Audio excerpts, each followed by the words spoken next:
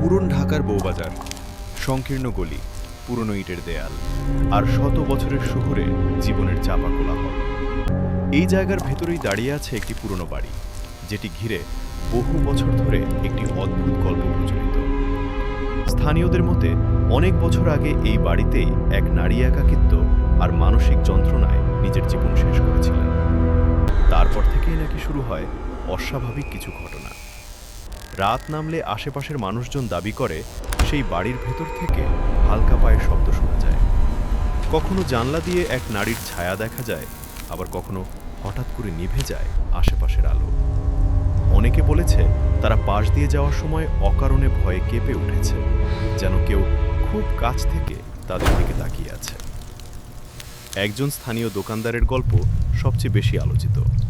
তিনি নাকি এক রাতে দেখেন বাড়ির বন্ধ দরজা নিজে থেকেই ধীরে ধীরে খুলে যাচ্ছে, আর ভেতর থেকে শুধু এক অদ্ভুত নীরবতা বেরিয়ে আসছে। তিনি সেই মুহূর্তে আর দাঁড়িয়ে থাকতে পারেন না। এসব ঘটনার কোনো বৈজ্ঞানিক প্রমাণ নেই, না আছে নিশ্চিত কোনো সত্যতা। তবুও বউবাজারের সেই পুরনো বাড়ি আজও মানুষের কৌতূহলের কেন্দ্রবিন্দু। কারণ কখনো কখনো ইতিহাস শুধু স্মৃতি হয় না, তা হয়ে যায় এক অদৃশ্য উপস্থিতি।